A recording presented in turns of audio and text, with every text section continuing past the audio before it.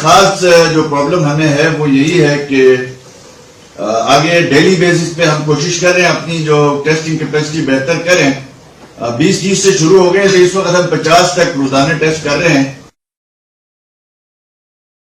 انشاءاللہ اگلے 2-3 دن کے اندر جو ہے ہم 100 تک روزانہ کے بیس پہ ٹیسٹ کر سکیں گے.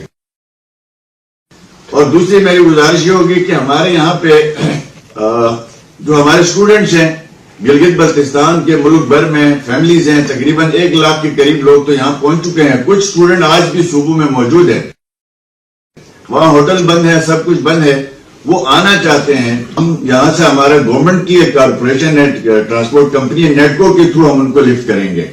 کے پی اور پنجاب اور سندھ اگر تعاون کریں تو ہم اپنے ان اسٹوڈنٹس کو وہاں سے لفٹ کریں اور ان کی ٹیسٹنگ اور ان کی کرنٹینا وغیرہ ہم اپنے صوبے میں ہی کرنا چاہتے ہیں.